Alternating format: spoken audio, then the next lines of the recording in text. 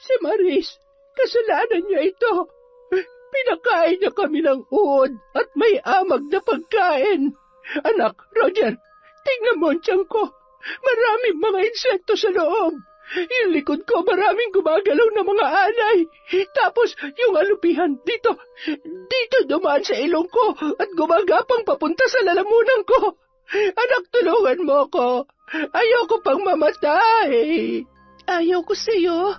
Bad ka? Bad ka talaga? Bumalik ka dito! Masasaktan ka talaga sa akin. Sige, kapag lumabas ka sa tarangkahan na yan, hinding-hindi ka na makakabalik dito. Nene! Nene! Ang kapal ng mukha mo, Roger. Sobrang sama ng ugali mo. Sinungaling. Bakit? Aalis ba sila kung tinatrato nyo ng tama? Akala mo ba hindi ko alam kung anong totoong nangyari? Alam mo, magpasalamat ka dahil mas pinili kong ilayo ko sa iyong anak ko kaysa ipakulong ka. Napakasama mo. Paano mo nagawa yun sa anak ko, ha? Pareho lang kayo ng nanay mo. Mga abusado. Tama na. Manahimik ka. Manahimik ka, sabi. Sino ka? Bakit mo ako pinapahirapan ng ganito? Tama na. Maawa ka. Hindi ko na kaya. Tulong! Tulungan niyo ako! Bakit ako makikinig sa pagmamakaawa mo, Roger? Naalala mo ba kung paano kami nagmakaawa sa iyo ni Nathan? Wala ka namang pakialam, diba? Wala kang awa. Kaya pasensya na. Dahil hanggang sa malagutan ka ng hininga, walang tutulong sa'yo. Kahit pa sarili mo walang magagawa upang takasan ng kamatayan sa ngalan ng itim na kapangyarihan. Taon 2018, Bicol. 5:00 ng hapon matapos ang misa ay dagsana ang mga tao palabas ng simbahan. Mahigpit na nakahawak si Maris sa kamay ng kanyang anak na si Nathan, na noon ay nasa 14 na taong gulang pa lamang.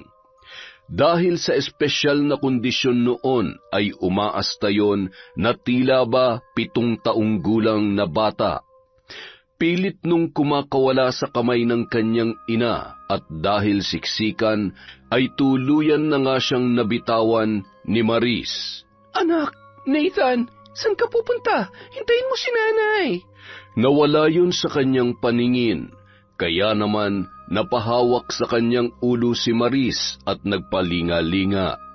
Ramdam niya ng mga oras na yon ang pangangatog ng kanyang tuhod at malakas na tibok ng kanyang puso. Hindi naman kasi pamilyar sa lugar na yon si Nathan. Napabuntong hininga na lamang siya nang makita niya ang kanyang anak sa tapat ng nagtitinda ng cotton candy. Oh, heto. Sa'yo na yan. Wala ka bang kasama? Thank you po. Manong, magkano po? Ay, 10 piso lang. Mukhang paborito niya ata eh. Ay, naku po. Paglalaroan niya lang po yan, Manong. Salamat po. Halika na, Nathan. Ikaw talaga? Bakit mo tinakbuhan si nanay? Bumili si Nathan cotton candy. Nanay, gusto ko rin yun. Nanay, please. Ay, siya, sige. Basta, huwag mo munang bubuksan yung cotton candy mo, ha? At masusobrahan ka na naman sa matamis. Paalis na si nanay, kaya dapat malusog at hindi magkasakit ang baby Nathan ko, ha? Aalis ka, nanay? Work ka na sa malayo? Yaya na lang po kasama ko. Hindi iiyak si Nathan, di ba, nanay? Opo, dahil big boy na ikaw. I love you, anak. Halika na, bumili na tayo ng ice cream mo, tapos uuwi na tayo, ha? Opo, I love you, nanay ko. Bata, hi! Matapos bumili ang mag-ina at naglakad papunta sa sakayan pauwi sa bahay ng kanyang kinakasamang si Roger, bigla na lamang may humawak sa braso ni Maris. Ano po yun, Lola? Gusto mo bang malaman kung ano ang aking nakikita, iha? Kailangan mong malaman para maiwasan at mapaghandaan mo ang mga mangyayari. Pasensya na ho, Lola. Gustuhin ko man po. Wala po akong dalang pera na ipambabayad sa inyo. Libre lamang ito, iha. Huwag kang mag-alala. Halika, dito tayo.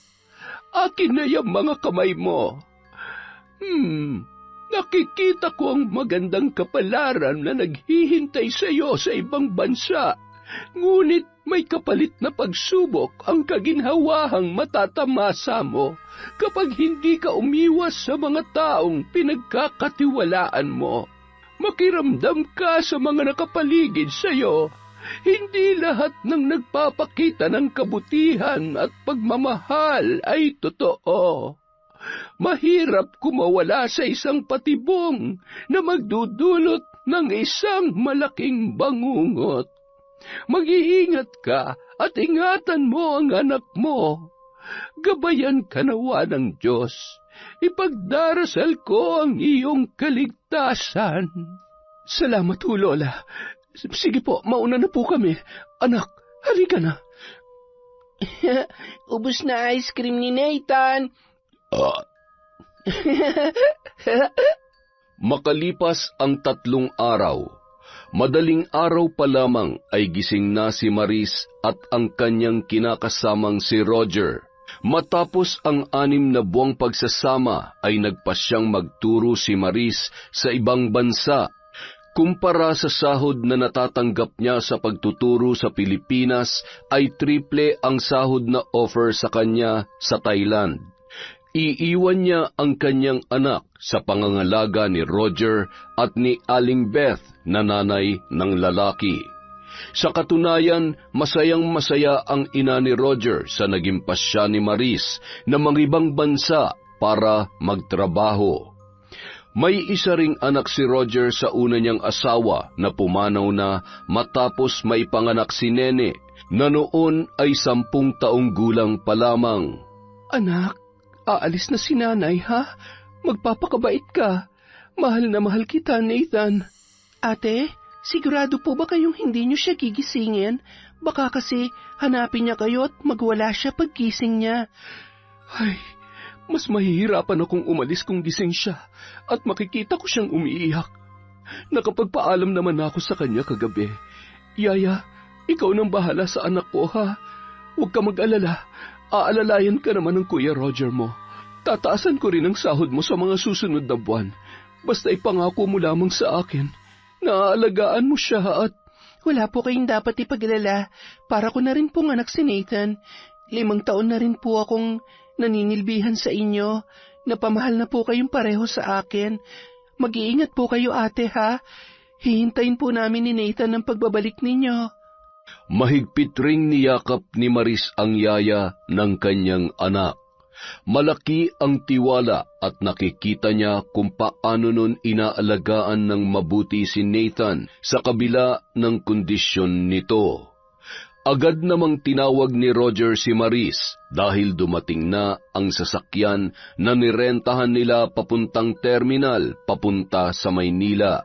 May iba pa kasi siyang aasikasuhin sa loob ng ilang araw bago tuluyang makakaalis ng bansa. Sasamahan naman muna siya ni Roger dahil gusto nitong maihatid mismo sa airport ang kanyang kinakasama. Bago umalis ang dalawa ay sunod-sunod pa ang paalala ni Aling Beth kay Maris na animoy alalang-alala sa kinakasama ng kanyang anak. Pagkatalikod naman ng mga yon ay umirap, sabay umismid pa ang matanda. Bandang 7:00 ng umaga, pagmulat ng mata ni Nathan ay napansin niya na wala na sa kanyang tabi ang kanyang ina na lagi niyang kasama sa pagtulog.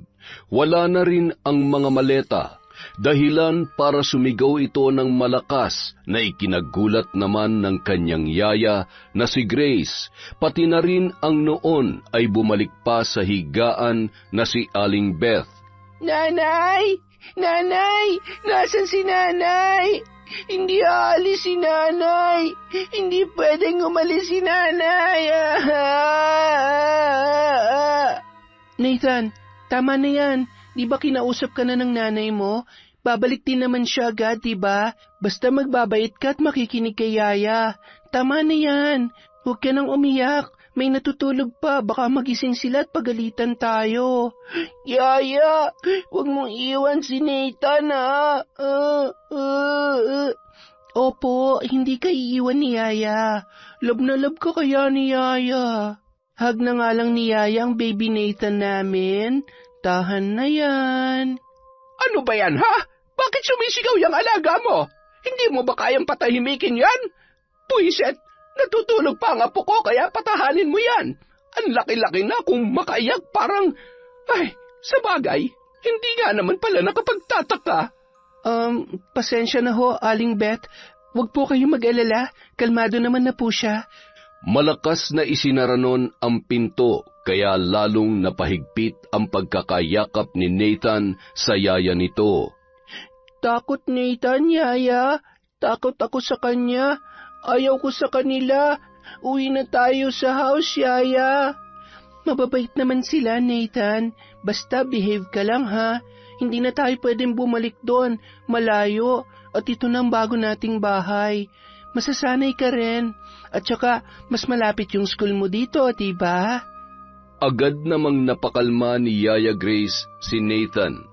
Niyaya niya yun sa kusina at ipinagluto ng almusal. Agad namang tumungo si Aling Beth nang may maamoy na may kung anong piniprito si Grace sa kanilang kusina. Ano ba yan? May tirang ulam pa dyan kagabi, ah. Bakit kailangan magluto ng bago at sari-sari pa talaga? Hindi ka ba marunong magtipid? Aling Beth, binili naman po talaga yan ni ate para kay Nathan at yan lang din po ang gusto niyang kainin kapag almusal. Nangangatwiran ka pa? Anong paki ko kung para kanino ang mga yan? Baka nakakalimutan niyo kung kaninong bahay to. Nakikitira lang kayo sa akin, kaya ako magdedesisyon sa lahat. Sa susunod, matuto ka magpaalam sa akin bago ka magluto ng kung ano-ano dyan. Ang kapal ng mukha. Gutom ka, Lola? Huwag ka magalit kay Yaya. Gutom lang po si Nathan. Upo ka dito, Lola. Share tayo. Tapos ito kay Nene paggising niya. Kumain ka na lang pwede? Huwag mo akong matawag-tawag na Lola dahil hindi naman kita apo. Wala akong apo na may sayad at... Aling Beth, huwag niyo naman po yung sabihin sa bata. Kahit po ganyan siya, pinalaki po siya ni ate na mabait at... Kahit ano pang sabihin mo, wala akong pakialam. Iligpit mo na maayos ang pinaglutuan mo. Punasan mo ang mga yan at ayaw ko maging dugyot ang kusina ko. Kapag ako nainis, ingungud-ngud kita dyan eh. Napabuntong hininga na lamang si Yaya Grace at tinakpan ang tainga ni Nathan para hindi marinig pa ang mga sinasabi ng matanda. Nung nandito pa si ate, napakabait. Akala mo anghel, ngayong nakaalis na, para ng tigring gutom. Ay, paano na kaya kami nito ni Nathan? Saksakan pala ng sama ng ugali ang matandang kuripot na ito. Nako, subukan niyo lang saktan ng alaga ko. Isusumbong ko talaga kayo kay ate. Matapos mag-almusal ni Nathan ay agad niya nang inihanda ang mga damit nito habang naliligo sa banyo. Napatakbo naman siya palabas ng kwarto nang marinig na sumisigaw si Nene sa labas ng banyo. Sinong nasa loob? Lola, malilate na ako sa school. Ay, sandali lang. Patapos naman na si Nathan. Hoy, muchacha! Sa susunod, hanggat hindi pa nakakaligo ang apo ko, wala pa kayong karapatang gumamit ng banyo. Palabasin mo ng alaga mo dyan ngayon din. Kapag ako kumalad ka dyan, masasaktan talaga sa akin yan. Sasaktan niyo ho siya? Yan ho ang hindi niyo pwedeng gawin. Dahil sisiguruhin kong at talagang ang lakas na loob mong sagutin ako. Sino ka ba? Ano, isusumbong mo ako kay Maris? Tanga! Sisiguruhin ko na mananatiling nakatikom yung bibig mo. Abay, huwag mong inuubos ang pasensya ko, Ineng. Hindi mo alam kung anong kaya kong gawin.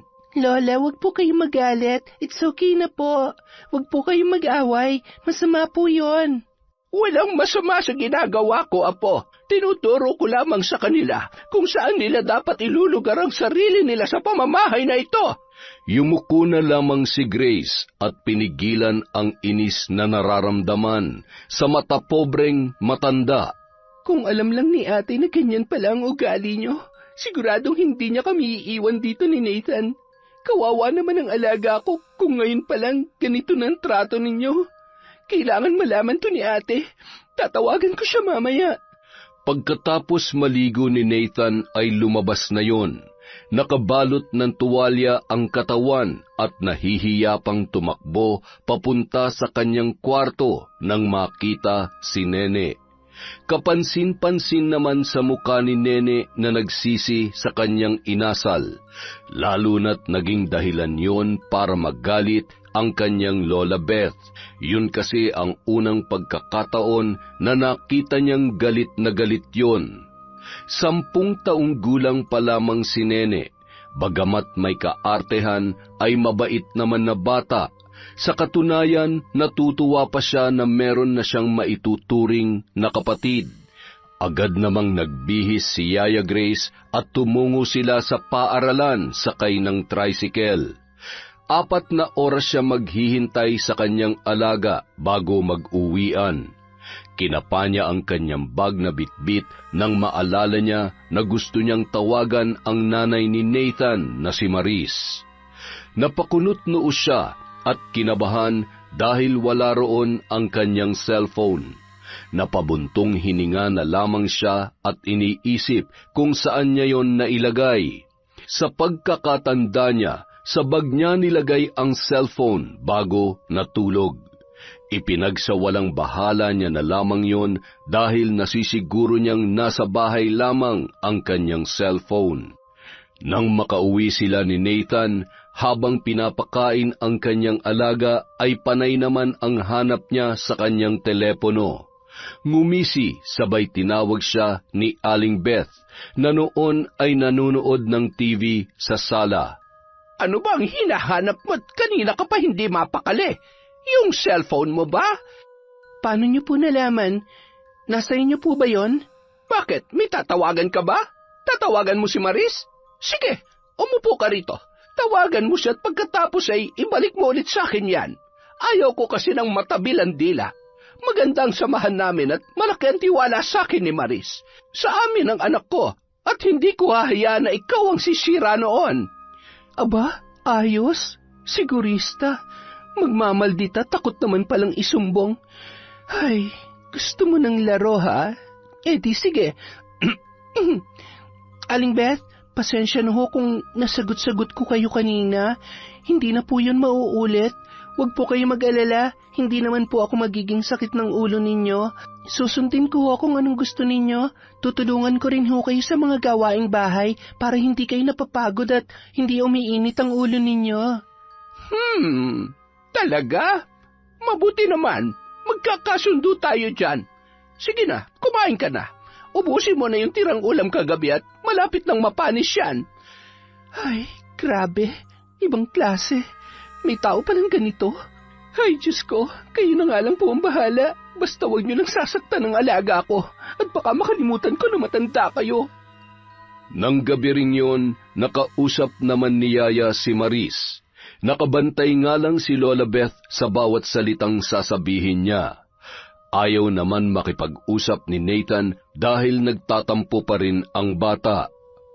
Makalipas ang ilang buwan, maayos naman ang trato ni Roger kay Nathan. Madalas niyang isinasama sa labas ang bata at naglalaro sila ng basketball sa malapit na covered court.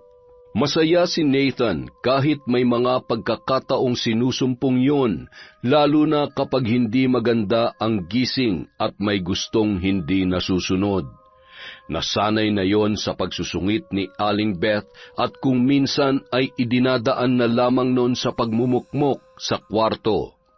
Bihira naman makatawag si Maris at limitado lamang ang oras kaya hindi nakakapag-usap ng maayos ang mag-ina at hindi rin nagkakaroon ng pagkakataon si Grace na magsabi ng katotohanan sa kanyang amo. Kapag wala si Roger, hindi sila pinapasabay sa pagkain ni Aling Beth. Kung anong matirang pagkain ng maglola ay yun ang pinagtsatsagaan nilang dalawa ni Nathan. Buti na lamang, May patagong iniwan na pera si Maris kay Yaya na ginagamit niya para bilhan ng gustong pagkain si Nathan bago o pagkatapos ng klase nito. Makalipas ang 7 buwan, inutusan ni Aling Beth si Grace na mamalengke. Iniwanan niya si Nathan na nasa kwarto lamang at naglalaro. Nang dumating siya ay bahagya niyang sinilip yon at nagulat siya dahil katabi nun sa higaan si Roger. Hawak ni Roger ang tablet at may kung anong pinapapanood kay Nathan. Nang mapansin siya na nakasilip ay agad niyang pinatay yun. "Oh, nandyan na palang yaya mo. Ako nang bahala dito, Grace. Tulungan mo na lamang si Mama sa pagluluto." Sige po, Nathan. Anong pinapanood mo? Nanonood lang kami ng movie. Di ba, Nathan? Opo, magandang movie, Yaya. Nood ka rin mamaya. Talaga? Sige, enjoy ka dyan, ha? Huwag masyadong malapit sa screen yung mata para hindi sumakit, ha? Okay po, Yaya. Nang isara niya ang pinto, ay bahagya niya pang narinig ang halakhak ng dalawa at tila ba halinghing mula sa pinapanood ng mga yon. Bigla naman siyang tinawag ni Aling Beth kaya nabaling ang atensyon niya sa matanda. Kinagabihan, matapos magligpit sa kusina ay nadatnan ni Grace ang kanyang alaga sa kwarto na noon ay nanonood ng malaswang video. Napatakbo yon at agad na inagaw ang hawak na tablet ni Nathan. Nathan, bakit nanonood ka nito? Saan nang galing to, ha? Okay na yon. Okay na sabi yan, Yaya eh. Hindi, isusumbong kita sa nanay mo. Sige ka, buburahin ko na to at kahit kailan, huwag kang manonood ng ganito. Naintindihan mo ba? Huwag mong burahin, huwag sabi. Ayoko na sa'yo! Labas! Lumabas ka! Ayoko na sa'yo! Hoy! Bakit ang lakas-lakas na naman ang iyak mo, ha? Bakit ka nagwawala? Gusto mo bang hambalusin kita nitong walis tambo? Ano? Hindi ka pa rin titigil? Huwag po. Ako na hong bahalang magpatahan sa kanya. Nandyan pa po ba si Kuya? May tatanong lang po sana ako.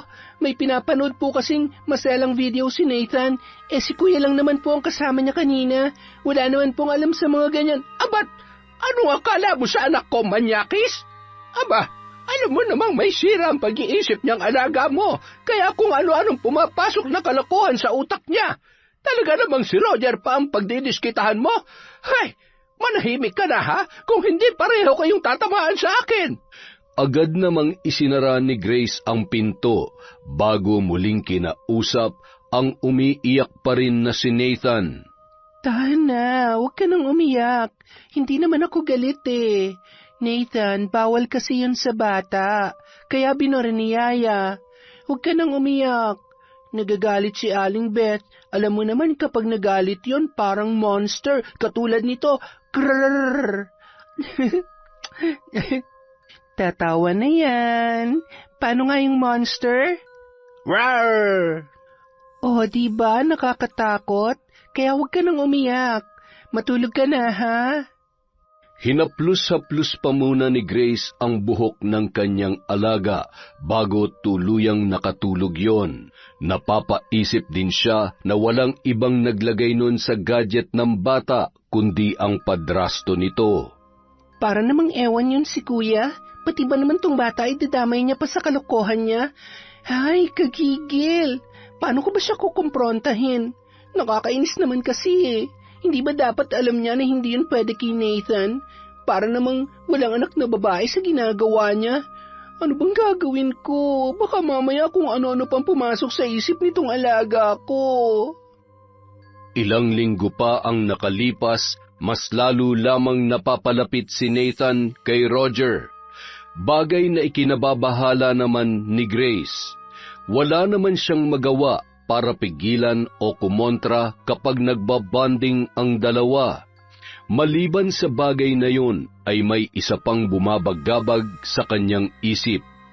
Ilang beses niya na kasing nakikitang tila wala sa sarili, namumula ang mata at sumisinghut-singhut pa si Roger at umuwi ng alanganing oras. Hanggang sa isang dapit hapon, habang may tinatapos na labahin sina Aling Beth at Grace, ay nanonood naman ng pelikula sa kwarto si Nene at ang kuya Nathan nito. Nagulat si Nene nang bigla siyang patungan at hawakan sa kamay ni Nathan at nagpupumilit yon na siya ay halikan. Huwag ka malikot, Nene. Laro lang tayo, tulad nung napapanood namin ni Tatay Roger. Aray, bitiwan mo ako, kuya. Anong ginagawa mo? Masama yan! Lola! Tatay, tulong! Ha? Si Nene yun ah. Nene, anak! Tumakbo yun papunta sa kwarto ng kanyang anak at hindi makapaniwala sa kanyang nakita. Agad niyang hinila si Nathan at itinulak. Tatay, gusto niya akong halikan. Hayop ka! Mapapatay kita! Bakit galit, tatay? Bakit galit at saktan si Nathan? Laro lang naman kami ni Nene, ah. Anong laro sinasabi mo dyan? Nene, dito ka lang. Tuturuan ko ng leksyon tong lokong to. Hinila niya si Nathan sa braso at kinaladkad papunta sa may likurang bahagi ng bahay, malapit sa labahan kung saan abala sina Aling Beth at ang yaya ni Nathan na si Grace. Anong nangyayari? Kuya, saan niyo dadalhin si Nathan? Bitawan niyo siya. Nasasaktan ng bata. Ano ba? Yaya, tulong! Tulong, Yaya! Sakit! Bitawan mo ko, tatay, please! Diyan ka lang. Huwag kang makikialam, kung hindi, tatamaan ka rin sa akin. Ano ba kasyang nangyayari? Sinubukan pa naman pagsamantalahan si Nene, kaya talaga makakatikim sa akin to eh. Ano? Lintik ka! Ay, Diyos ko! Sandali lang at pupuntahan ko ang apo ko! Kuya, alam niyo naman ho ang kalagayan niya. Pwede niyo namang pagsabihan. Nakikinig naman yan eh. Hindi niya naman... Manahimik ka! Halika dito, Nathan. Dito ka nababagay sa kulungan ng aso. Hindi ka lalabas dyan hanggat hindi ka nagtatanda. Kuya, maawa naman po kayo kay Nathan. Naaawa ka? Gusto mo isama kita sa loob ng kulungan, ha? Aray ko, maraming langgam po, Yaya. Tatay, kagat si Nathan. Ayaw ko dito, tatay. Huwag mo akong matawag-tawag na tatay. Wala akong anak na katulad mo. Kuya, ako na po nakikiusap. Huwag niyo naman gawin sa kanya to. Hindi ba kayo naaawa? Hindi ba't kasalanan niyo naman dahil ikaw ang dahilan kung bakit natutunan niya bagay na yon? Akala niyo ba hindi ko alam na pinapapanood niyo siya ng... Manahimik ka! Hindi ako titigil hanggat hindi niyo pinapalabas ng kulungan si Nathan. Abat, bakit? Sino ka ba para utusan ako, ha? Isusumbong kita kay ate. Irereklamo ko kayo sa pang-aabuso niyo sa bata, pati na yung nanay niyong mata pobre. At ikaw, para kayo naman na makulong. Ah, ganun ha? Halika dito. Bibigyan kita ng dahilan para magsumbong. Habang umiiyak si Nathan, napatuloy pa rin na kinakagat ng mga langgam sa loob ng malaking kulungan ng aso. Kinaladkad naman ng noon ay sabog sa ipinagbabawal na gamot na si Roger, ang kaawa-awang si Grace. Dinala niya yon sa kanyang kwarto. Ito bang gusto mo para manahimik ka na? Ha? Gusto mo to? Hayop ka! Manyak! Hindi ko na kaya mga ginagawa niyo! Saan ka pupunta, ha? Halika rito! Aray! Aray ko, bakit yan mo ako sinipa? Walang kasing bilis na tumakbo papalabas si Grace at pinuntahan ang kanyang alaga. Gamit ang malaking bato, ay agad nabuksan ang kulungan kung saan naroon si Nathan na punong-puno na ng kagat ng pulang langgam. Nathan, kailangan nating tumakas. Kailangan mong sumama kay Yaya. Patuloy pa rin sa paghikbi ang bata habang tumatango-tango at walang kasing bilis silang tumakbo nang marinig ang boses ng paparating na si Roger. Grace! Nathan! Bumalik kayo dito! Mapapatay ko kayo! Mabuti na lamang, agad silang nakapara ng tricycle. Nagpahatid sila sa bahay ng ninong ni Nathan na siya namang nagbayad sa tricycle driver na sinakyan nila dahil walang kahit anong pera o gamit man lamang na nadala si Grace. Ano ba talagang nangyari? Bakit may mga pasa kayo? Bakit ang daming pantal ng inaanak ko? Pasensya na ho. Wala naman ho kasi akong kakilala na pwedeng mapuntahan kaya dito po muna kami pumunta ni Nathan. Sinaktan po siya ni Kuya Roger. Hindi man lamang po siya naawa. Patuloy na isinalaysay ni Grace ang nangyari na labis namang ikinagalit ng ninong ni Nathan na si Mike. Maliban kasi sa inaanak niya sa binyag si Nathan ay matagal na silang matalik na magkaibigan ni Maris. Sabi ko na nga ba wala talaga akong tiwala sa Roger na yun. Ay, ewan ko ba naman kay Maris? Pagdating kasi sa pag-ibig, hindi ko alam kung malas lang ba siya o tatanga-tanga talaga. Huwag kayo mag-alala, ligtas kayo dito. Ay, siguradong mag-aalala yun. Bandang 8:00 ng gabi, sakay ng kotse ay dinala nila sa malapit na ospital si Nathan dahil bigla yung inapoy ng lagnat at iniinda ang sakit ng ulo na tumama sa pader nang itulak yon ni Roger. Ayaw ko dito, Yaya. Ayaw ko dito. Nanay, gusto ko si Nanay. Huwag ka nang umiyak. Uuwi na rin naman tayo mamaya kapag maayos ng resulta ng mga test mo at kapag bumaba na yung lagnat mo. Huwag ka matakot. Nandito naman si Yaya habang nasa malayo ang nanay mo. Sabi ko naman sa'yo, diba? Hinding-hindi kita pababayaan. Kinabukasan, isang tawag ang natanggap ni Roger mula kay Maris. Nay, ikaw nga sumagot. Di ko alam kung ano sasabihin ko Sira ulo ka. Sagutin mo na. Sabihin mo ang totoo. Tinangay ng yaya niya ang anak niya. Tapos ang problema. Ay, sakit sa ulo talaga ang Grace na yon. Ipapahamak pa tayo ng mga yan. Hello, mahal. Buti napatawag ka. Kumusta? Heto, okay naman. Kayo, kumusta kayo dyan? Si Nathan, si Yaya, nasaan sila? Pwede ko ba silang makausap? Umalis sila Nababagot kasi si Nathan at nagmamaktol kanina kaya sabi ko, ipasyal muna ni Grace. Kasama rin nila si Nene. Ganun ba? Kaya pala hindi sumasagot sa cellphone niya. Mabuti naman. Ikaw, kumusta ka dyan? Abala ka ba sa negosyo mo? Oo, mahal. Plano ko ngang ipaayos yung... Ay, siya nga pala. Hindi muna ako makakapagpadala ngayong buwan, ha? Kasi nagka-problema. Baka sa mga susunod na buwan pa. Ay, sige na, nagmamandali rin kasi ako. Kinumusta ko lang talaga kayo. Tawagan mo naman ako kapag nandyan si Yaya at Nathan. May itatanong lang ako at namimiss ko na yung anak ko. Bye. Mahal, sandali, hello. Buisit na yan, Anong sabi? Hindi man lang ba nag-usisa? Kailan daw siya magpapadala? Wala, hindi raw siya magpapadala. Buisit. Diyan nga muna kayo, mag-iisip lang ako ng paraan para mahanap ko na yung dalawang yun. Anak, ayoko makulong, ha? Baka mamaya ay pa-DSWD tayo ng Grace na yon. Magsumbong sa mga pulis o kung saan-saan. Tumigil na nga kayo. Sakit na nga ng ulo ko Hindi ko na alam kung anong gagawin ko. Ay, teka, alam ko na. Hindi kaya... Roger! Saan ka pupunta? Hoy! Huwag mo akong iwan dito! Paano kapag may dumating na pulis, ha? Anong sasabihin ko? Roger! Roger, bumalik ka dito! Ay, mamamatay na ako sa nervyos. Ano ba naman kasi at nangyayari ang mga ito? Ay! Samantala, bandang 8:00 ng gabi, habang pinapakain ni Grace ng hapunan si Nathan, masayang-masaya naman yun sa masasarap na ulam na niluto ng kanyang ninong. Abala noon ang lalaki na may kausap na babae sa kanyang cellphone. Maya-maya, biglang may narinig silang pamilyar na boses mula sa labas ng bahay. Agad namang nagtago sina Nathan at Grace sa may likod ng bahay. Niyakap ni Grace ng mahigpit ang kanyang alaga nang mapansin ang takot at panginginig noon.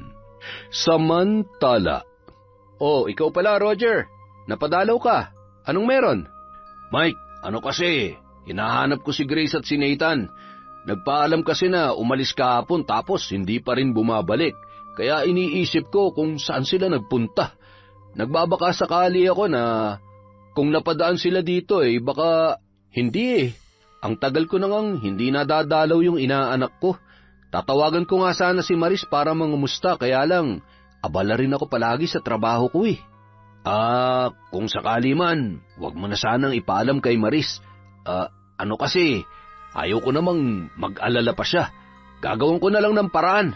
Siguro naman, sinama lang ni Grace sa mga kamag-anak nila. Mabait naman yun at siguradong hindi niya pababayaan si Nathan. Pero, para makasiguro, pwede naman tayo mag-report sa mga pulis. Nako, maaabala ka pa. Wag na, ako na lang. Sige, salamat na lang ha. Huwag ka mag-alala, ako nang bahala. Pahingi na lang ng cellphone number mo at babalitaan kita para hindi ka mag-alala sa inaanak mo.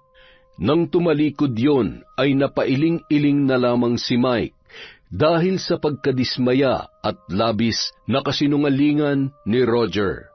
Nang makaalis ang lalaki, ay agad naman na pinuntahan ni Mike sina Grace at Nathan sa likod ng kanyang bahay kung saan nagtatago ang dalawa. Sa tingin ko, hindi kayo ligtas dito.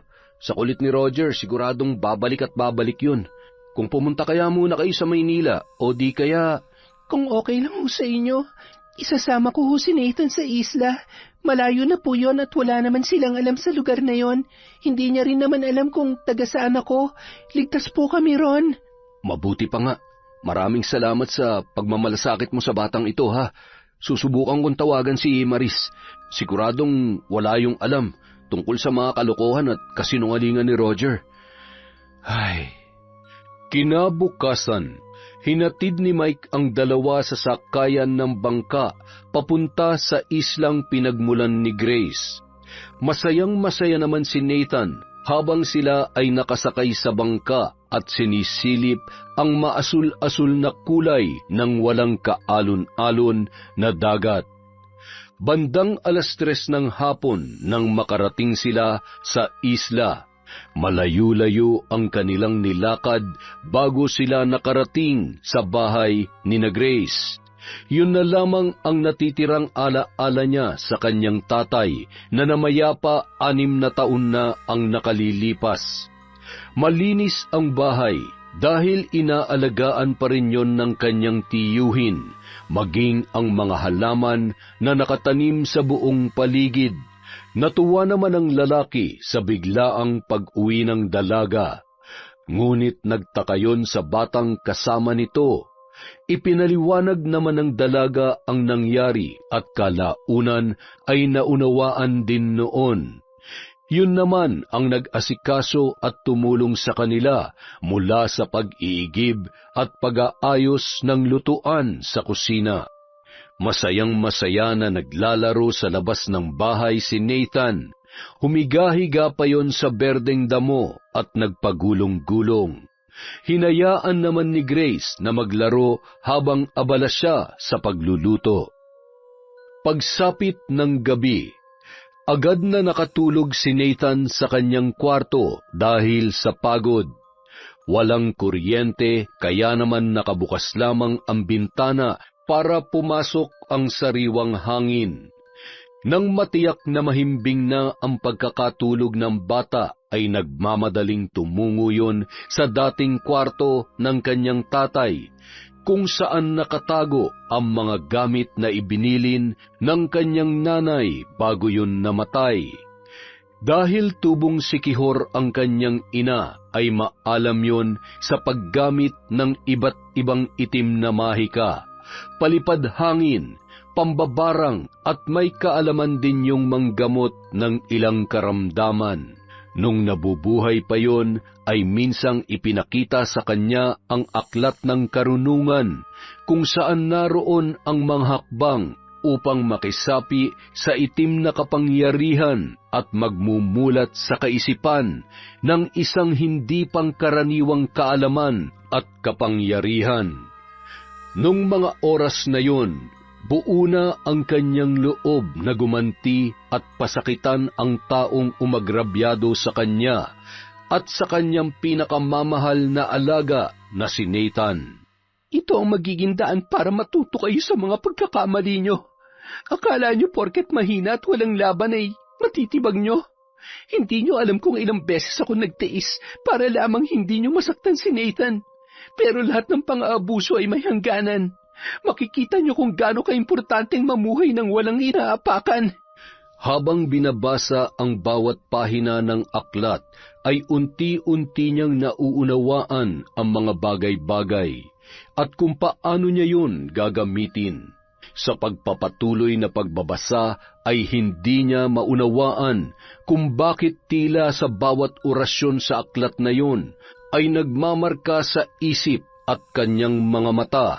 Hanggang sa inilabas niya na ang ilang mga nakatagong gamit sa panggagamot at pambabarang na nasa isang kahon na yari sa dahon ng karagumoy. Luma at tastas na ang ilang bahagi noon. Kapansin-pansin ang isang malaking bote na may laman na animoy pinatuyong mga insekto, pako, bato at mga tinik. Nang buksan niya yon ay umalingasaw ang masangsang na amoy. Isa sa mga araw na ito, pasasaan ba't mabubuhay ko kayong muli? Kayo ang magiging katuwang ko upang maisakatuparan ng pagpaparusa sa mga taong umalipusta at pinagsamantalahan ng kabaitan ko. Minsan lang naman akong magtiis pero kapag napuno na ako, hindi ako magdadalawang isip na iparana sa inyo ng doble ang mga kasalanan nyo. Wala nang libre-libre ngayon, kaya lahat ay pagbabayaran mo, Aling Beth. Lalong-lalo ka na, Roger. Habang lumilipas ang panahon, lalong lumalalim ang kaalaman niya sa paggamit ng aklat upang magamit ang itim na kapangyarihan. Mula sa pagbuhay ng mga insekto ay marami na siyang kayang gawin na hindi pangkaraniwan. Kaya naman sa pagkakataong yon ay unti-unti niya nang pinaplano kung paano sisingilin ang mga taong may atraso sa kanya at maging sa pinakamamahal niyang alaga na si Nathan. Tuloy-tuloy ang naging suporta ng ninong ni Nathan na minsan ay nagagawi pa sa isla upang ihatid ang pangangailangan ng kanyang inaanak. Siya rin ang nag-aabot ng sahod ni Grace. Nalulungkot man sila dahil tumigil sa pag-aaral si Nathan, ngunit yun muna ang kailangan nilang unahin. Ang kaligtasan at ikabubuti ng bata habang nasa ibang bansa pa ang kanyang nanay. Isang gabi, muling tinungo ni Grace ang kanyang silid at kinuha ang kanyang mga gamit sa pambabarang. Kabilugan ng buwan, maghahating gabi na at malayo ang distansya ng mga kabahayan. Pumunta siya sa may likod na bahagi ng kanyang bahay at pumwesto sa tapat ng isang malaking puno. Ang buhay ng puno na yon ang sasalo ng mga sumbalik na ipapataw niya sa kanyang babarangin. Ilang sandali pa, sinindihan niya na ang 3 kandilang kulay itim. Pinatayo yun sa ugat ng puno. Hawak niya rin ang malaking garapon na mayroong iba't ibang insekto. Nagsimula siyang mag-usal ng mga kahindik-hindik na salita at iniangat yon. Maya-maya, inilapag niya ang garapon sabay binuksan. Kayo magsisilbing katuwang ko. Pamamahayan niyo at kukunin ang lakas ng babaeng yon upang makaramdam siya ng takot at kawalan ng pag-asa na mabuhay pa. Sa bawat pagpatak ng orasan at pagkaupos ng kandila, iigsi rin ang pag-asang makatakas siya sa sumpa ng pasakit at kamatayan. Samantala, napabuntong hininga naman si Aling Beth habang pinagmamasdan ang kanyang apong si Nene na noon ay tulog na tulog. Nung gabing yon ang unang pagkakataon na nakatulog ang bata na walang laman ang tiyan. 1 linggo nang walang iniaabot na pera si Roger at kahit man lamang bumili ng bigas at ulam ay wala. Nagtatago na rin si Aling Beth sa mga kakilala niya dahil sa mga utang sa tindahan at pera na ipinambayad niya sa tuition fee ng kanyang apo na nag-aaral sa pribadong paaralan. Yung iba naman ay ipinambili niya ng alahas na kinahihiligan niya. Mga alahas na wala ni isang natira dahil naisanlana ni Roger. Hindi para isalba ang nalulugi niyang negosyo, kundi para ipantustos sa kanyang bisyo. Hindi na mapigilan ni Aling Beth ang kanyang sarili sa laki ng problema na kinakaharap ng kanyang pamilya at awa na nararamdaman niya para sa kanyang apo. Ilang minuto matapos humiga, naramdaman niyang may nagpupumilit magbukas ng pinto. Nakiramdam siya sa pag-aakalang si Roger yon. Ikaw ba yan, Roger? May dala ka bang pagkain? Nagmamadaling bumangon at binuksan niya ang pintuan. Pagkatapos ay natuwa siya nang makita ang pagkain na nasa pinggan. Ngunit hindi si Roger ang taong nasa kanyang harapan. Maris, ikaw nga. Bumalik ka na pala. Bumalik ako para ibigay sa iyo to. Alam ko na nagugutom ka na. Kayo ng apo niyong si Nene. Marami akong inihandang pagkain, Nay. Haliho kayo. Naghain na po ako. Halika, Nene.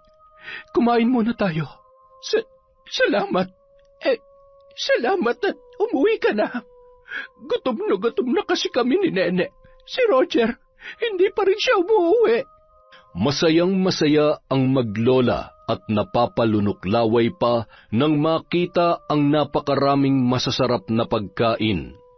Takam na nilantakan ang mga nakahain. Hanggang sa napatigil ang mga yon nang muling magsalita si Maris. Mukha nga kayong gutom na gutom. Kawawa naman kayo. Pero bago kayo sumubo ulit, pwede niyo bang sagutin ang tanong ko? Nasaan si Nathan? Nasaan ang anak ko? Maris, hindi ko alam. Wala kaming kasalanan. Kung mayroon mang dapat maragot sa pagkawala niya, ay ang walang hiya niyang yaya. Siya ang kumuha sa anak mo, hindi kami. Maniwala ka. Ginawa ni Roger ang lahat para mahanap sila. Sinungaling ka. Ayan, kainin yung lahat ng yan. Ubusin nyo. Anong mga yan? Nene, apo, huwag. Huwag mong kakainin ang mga uod at mga amag na yan. Ang sarap ng mga to, Lola. Salamat, Nanay Maris. Nene, apo, itigil mo yan. Huwag! Nung mga oras na yon, bumangon sa higaan ang nanlalambot na si Nene at pilit na ginigising ang kanyang lola na noon ay tila ba binabangungot at tinatawag ang kanyang pangalan. Lola, gising! Gumising ka! Ano po nangyayari sa iyo, Lola? Mainit ka, Lola. Inaapoy po kayo ng lagnat. Biglang bumalikwas ang matanda, sabay niyakap ng mahigpit ang kanyang apo. Hangus na hangus yun na animoy tumakbo ng malayo. Maya-maya, nagpapagpag na yun ng katawan at naglululundag sa di malamang kadahilanan. Huwag! Umalis kayo sa katawan ko! Tulungan mo ako, Abo! Tanggalin mo mga insekto sa katawan ko! Tulong! Tulungan mo ako! Lola! Lola! Tatay! Umuwi ka na, Tatay! Tatay!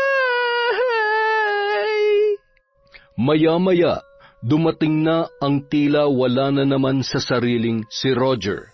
Oh, bakit umiiyak ang prinsesa ni tatay, ha? Nandito na ako. May dala akong... Teka, ano nangyari sa lola mo? Nay! Nay, gising! Anak ng... Ngayon ka pa ba magkakasakit? Wala tayong pera, gumising ka, Nay! Kanina pa ba siya nawala ng malay, ha? Kani-kanina lang po. Tatay, ano pong gagawin natin? Binuhat ni Roger ang kanyang ina at ilang sandali pa, nagkamalay na rin yun. Ikinagulat ni Roger ang malaking pagbabago sa inaasal at itsura ng kanyang nanay. Panay rin ang pagsasalita noon na tila ba nasisiraan na ng bait. Si Maris, kasalanan niya ito. Pinakain niya kami ng uod at may amag na pagkain. Anak, Roger, tingnan mo ang tiyan ko. Maraming mga insekto sa loob. Yung likod ko, maraming gumagalaw na mga alay. Tapos, yung alupihan dito dumaan sa ilong ko at gumagapang papunta sa lalamunan ko. Anak, tulungan mo ko. Ayoko pang mamatay. Nay, ano ba naman at nagkakaganyan ka? Mabuti pa kumain na kayo. Nalipasan lang kayo ng gutom. Nene, anak, halika na. Kumain ka na. Ay, buti nakautang ako sa tropa ko. Alam mo, mabuti pa. Ibenta na natin tong bahay na to eh. Walang-wala na tayo. Walang-wala. Inuuna mo kasi ang bisyo mo, kaya ayan. Wala na ang negosyo. Nganga na rin tayo. Nene, halika. Kamutin mo naman ang likod ko. Ang kati-kati eh. Ay, ako na. Sandali. Ano to? Nay, ang dami yung sugat at may mga gumagalaw na. Nay, may mga... Ano ang mga to? Sinubukang dalhin ni Roger sa albularyo ang kanyang ina. Ngunit tinapat sila ng matandang albularyo na huli na para mabawi pa ang sumpa na ikinabit kay Aling Beth. Matapos ang 1 buwan mula ng kabilugan ng buwan ay tuluyan ng pumanaw yun. Sa pagkamatay ng matanda ay lalo lamang lumala ang pagbibisyo ni Roger. Wala na halos laman ang kanilang bahay dahil paunti-unti niya nang binebenta ang mga gamit na naroroon.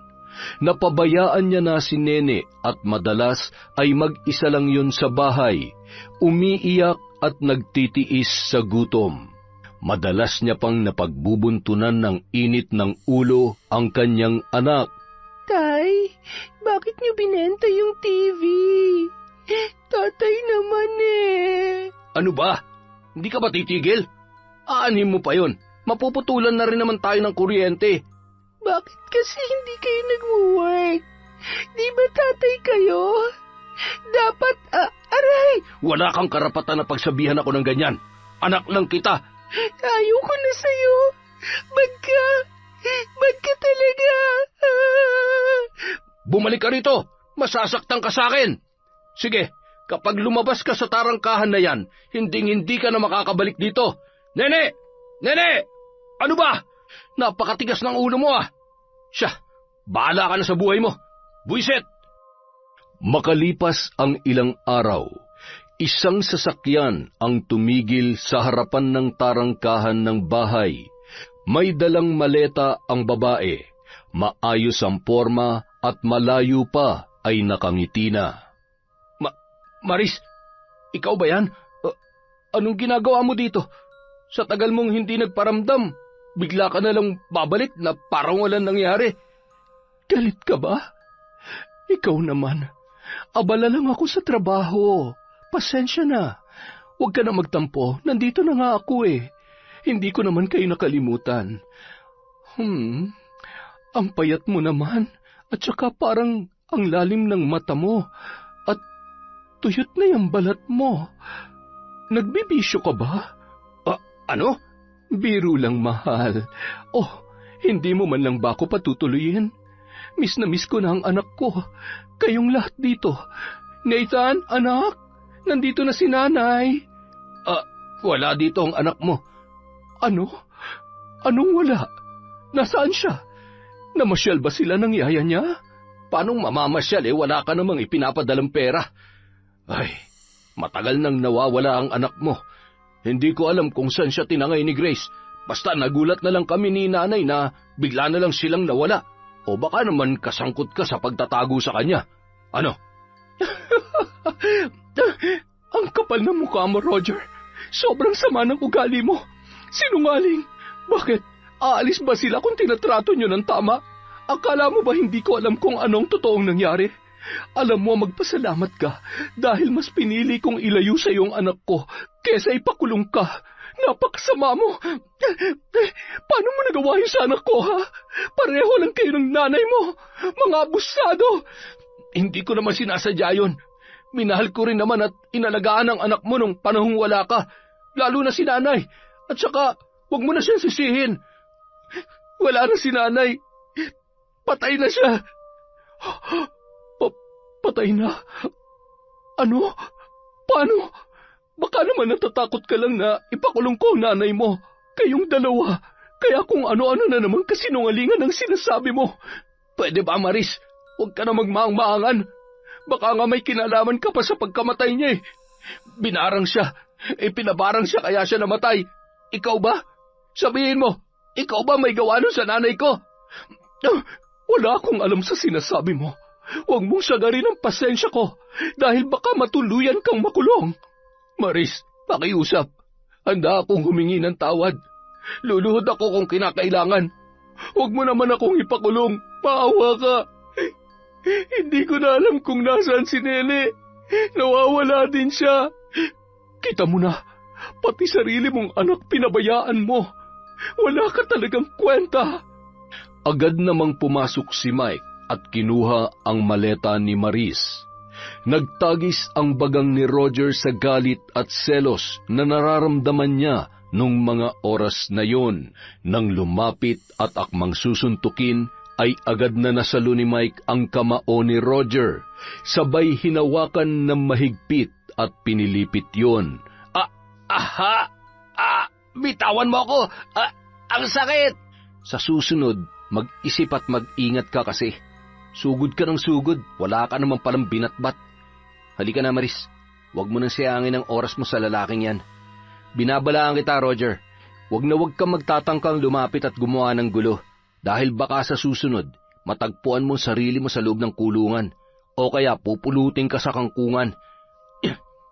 Nang makarating sina Mike at Maris sa bahay ng lalaki, ay napansin naman nun ang malalim na iniisip ng babae.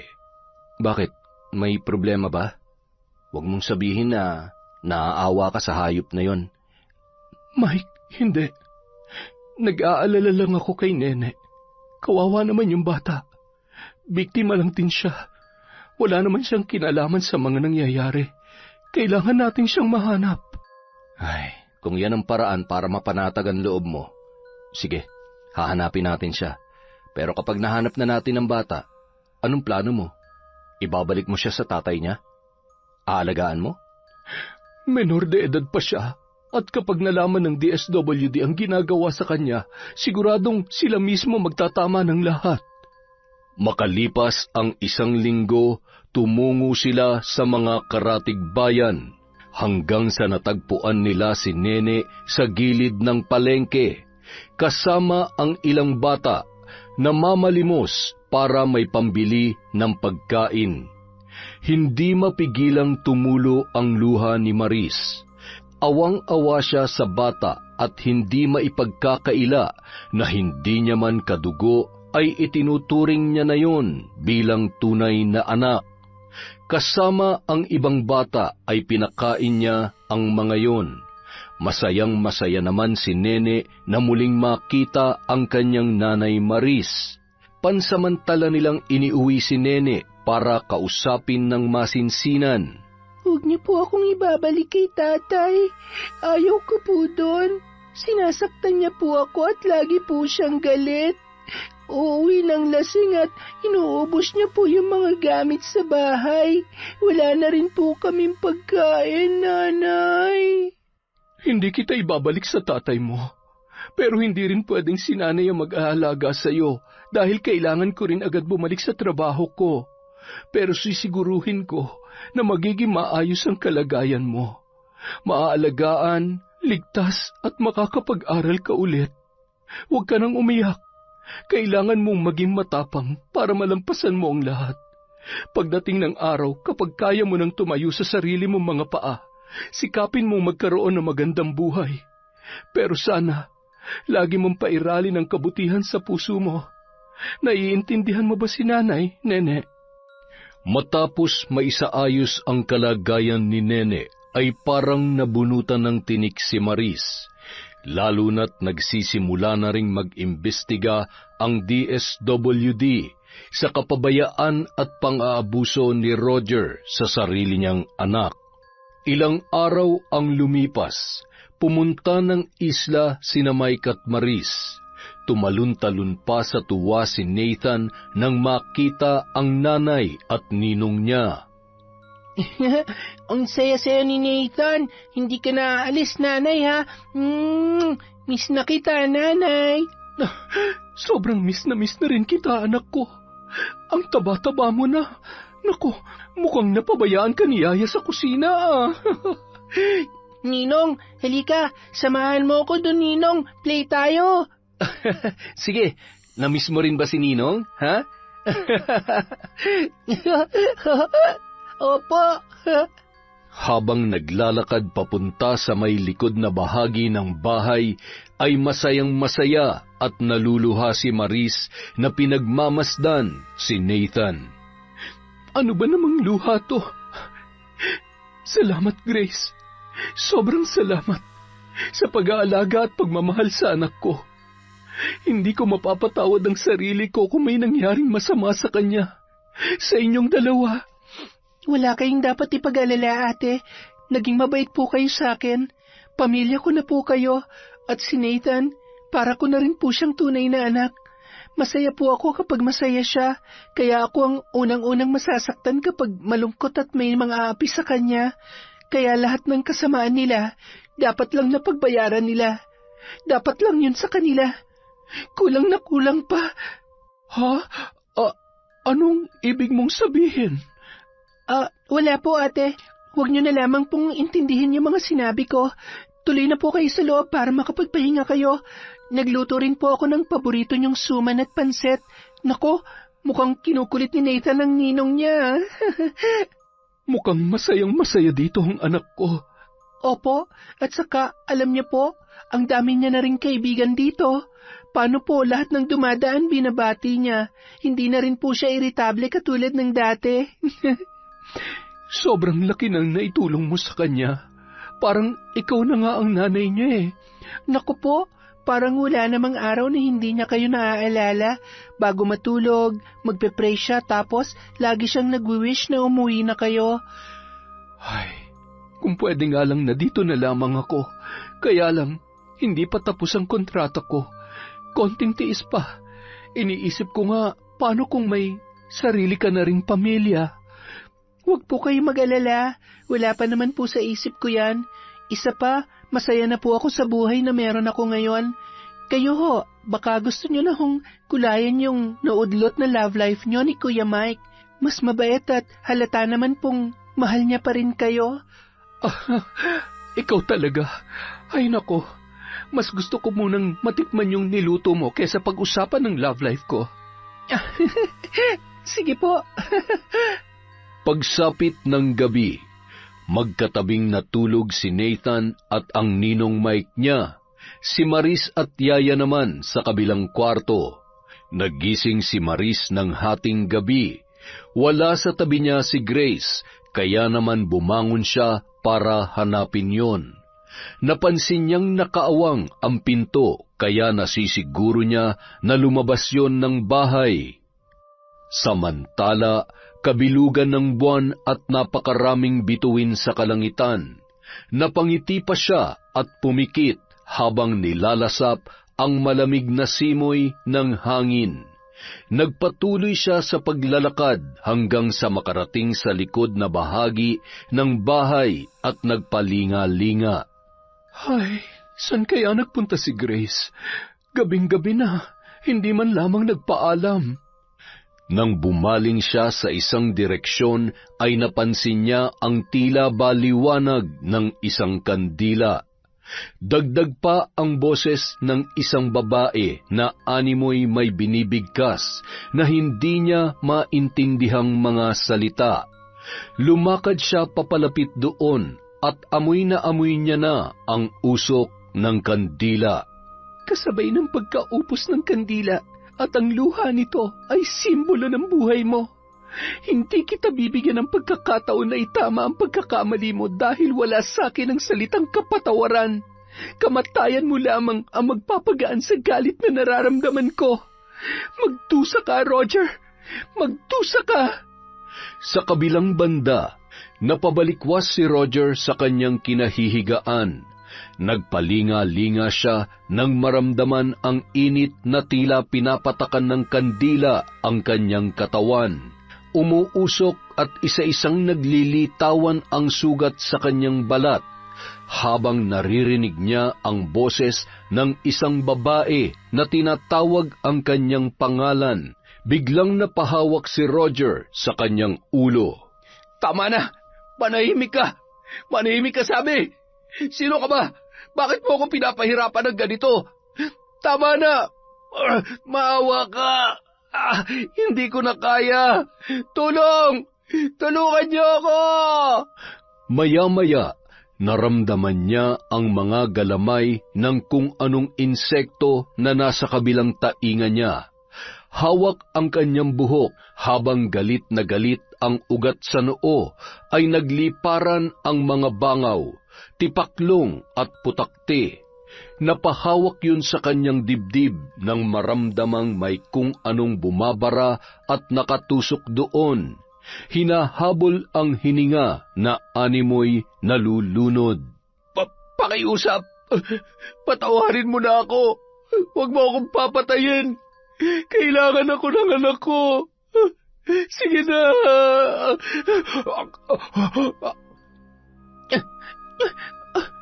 Bakit ako makikinig sa pagmamakaawa mo, Roger?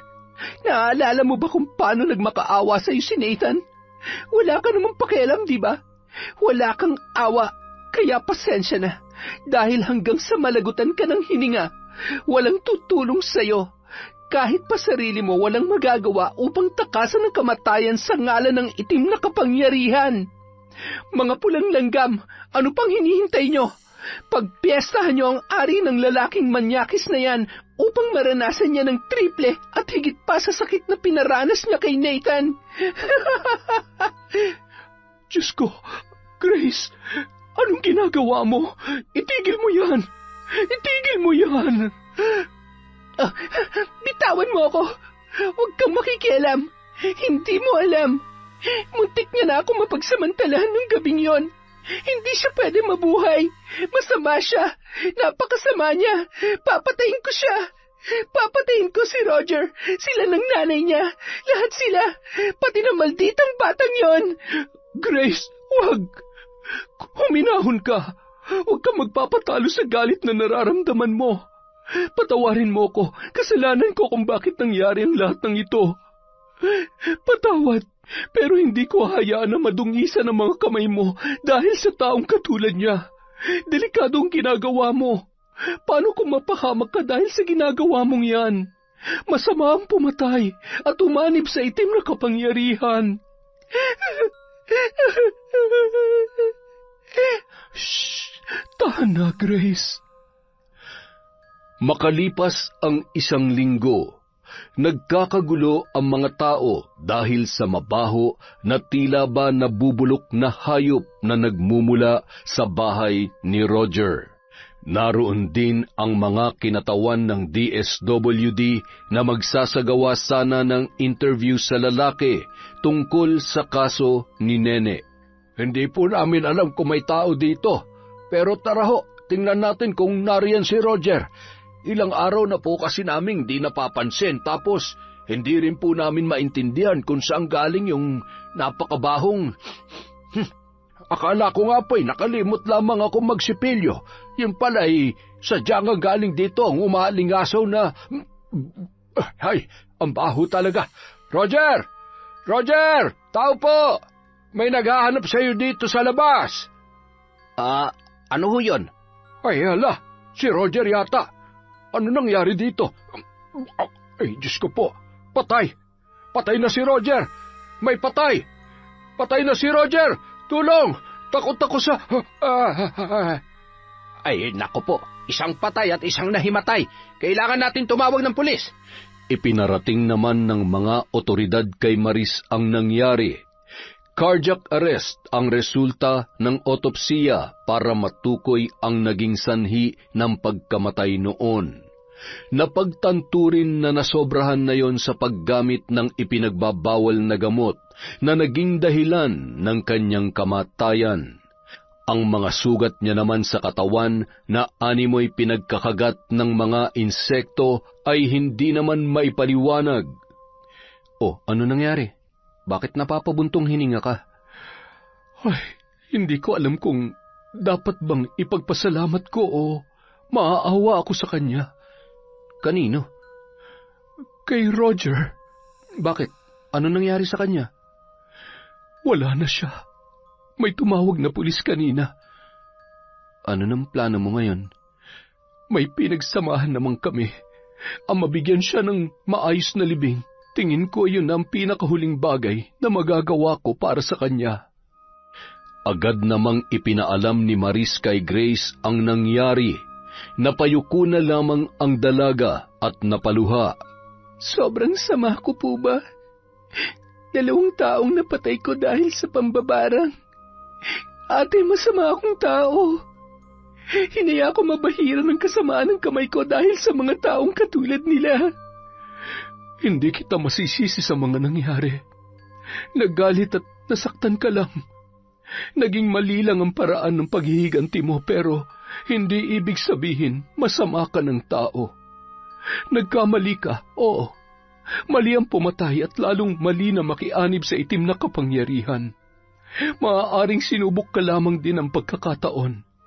Grace, naniniwala ako na mabuti kang tao. Mas nangingibabaw ang kabutihan dyan sa puso mo. Hindi pa huli ang lahat. Ngayong napagtanto mo na kung ano ang mali at tama, panahon na para itama ang lahat. Panahon na para tumiwalag ka sa itim na kapangyarihan. 6:00 ng gabi, tinungo nila ang lugar kung saan isinasagawa ni Grace ang pambabarang. Sa tapat ng kahoy na saksi ng kanyang mga sumpang binitawan, kinilabutan si Maris nang makita ang paninilaw ng mga dahon noon na animoy namamatay na. Diyos ko, paano kung sa'yo bumalik ang sumpa? Inaral kong mabuti ang aklat, kaya huwag ka na mag-alala para sa akin, ate. Sa ngayon, ibabaon ko na mga gamit na ito. Palalayain ko na rin ang puso ko sa galit at nakaraan ko.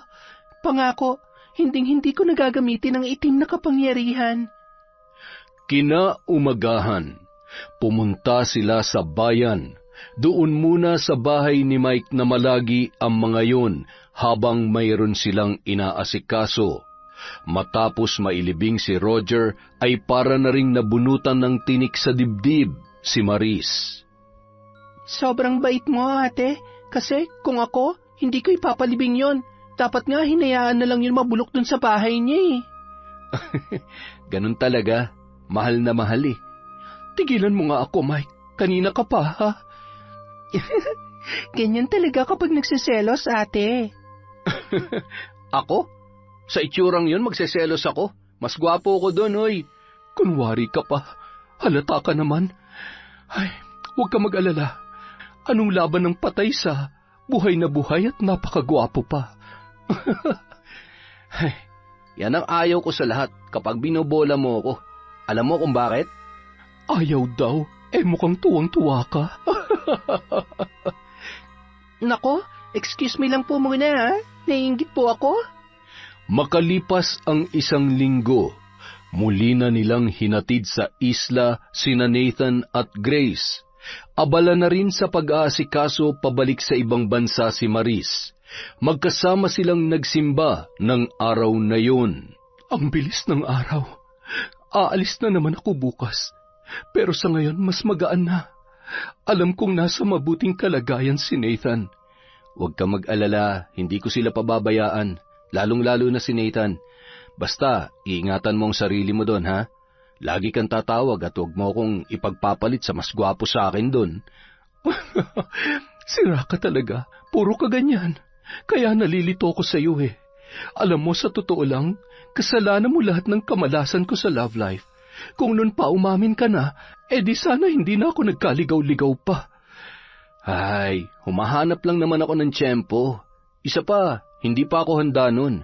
Nung maayos na ang lahat, ikaw naman yung wala na. May nagmamay-ari na sa'yo. Kaya ngayon, utang na loob, huwag ka nang lumingon sa iba. Dahil hihintayin kita pagbalik mo. Tapos, sa ayaw at sa gusto mo, magpapakasal na tayo. Habang nag-uusap at naglalakad ang dalawa, may bigla namang lumapit na matanda. Bumalik ka? Oo, ikaw nga. Kumusta ka na? Magaan na? Naibaba mo na ang krus na pasan mo. Nakikita kong masayang pagsasama at buhay na naghihintay sa inyo. Huwag niyo nang pakawalan ng isa't isa. Salamat po. Oh, heto po. Magkano po ba? Asan na yun? Nakaalis na agad. Alam mo, totoo lahat ng sinasabi niya. Siguro kung naniwala ako sa sinabi niya noon, hindi na siguro ako umalis at iniwan si Nathan at Grace sa bahay na yon. Ay, pero tapos na ang lahat. May dahilan ng Diyos kung bakit nangyari ang lahat ng ito. Halika na, kumain muna tayo at nagugutom na ako.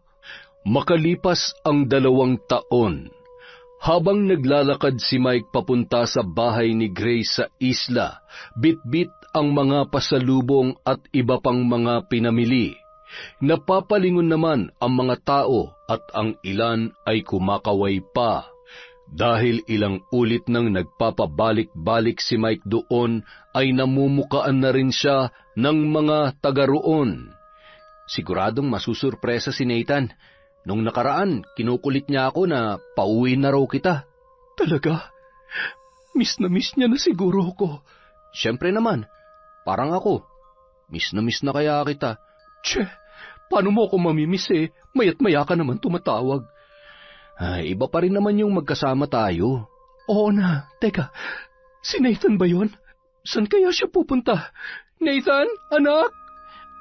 Nanay ko! Miss na kita, nanay ko. Miss you din po, Ninong. Teka, saan ka pupunta? Bakit may dala kang gumamela at talagang 3 pa? Sandali lang ako, nanay. Pupunta lang ako sa girlfriend ko. Ano? Girlfriend? Anak naman, hindi ka pa... Bye, nanay. Babalik din ako agad, Ate, di ba ang kulit? Akalain mong iniyakan niya pa ako kanina dahil ayaw kong payagan na mamitas ng bulaklak. Ibibigay lang pala sa apo ni Nanay Estela. Nako, mas stress na naman yung matanda. Maigi pa sundan natin. Diyos ko po, hindi ako makapaniwala. Binata na ang anak ko, Mike. Mukhang mas madiskarte pa sa akin yung inaanak ko Aba, nung ganyang edad ko, tumingin sa crush ko, hindi ko magawa. Tse, napaka-torpe mo kasi. Samantala. Tao po. Oh, Nathan, ikaw pala. Aba, nakaporma ka pa talaga. Anong sadya mo't bakit may dala kang bulaklak? Bulaklak po para kay sa apo ko. Nako, umalis na siya. Kinuha na ng tatay niya. Baka sa susunod na buwan na siya dumalaw dito. Iniwan ako ng girlfriend ko. Hindi siya nagpaalam sa akin. Ay, nako, lagot na. Paano ko ito patatahanin? Nathan, huwag kang umiyak. Kapag bumalik siya sasabihan agad kita, ha? Dahil wala ang aking magandang apo, kay Lola na lang yan at ilalagay ko dun sa altar. Ayaw matanda, ayaw. Ha? Ay, bastos na bata ito Sus Mariosep, paano ba tatahan ito? Nathan?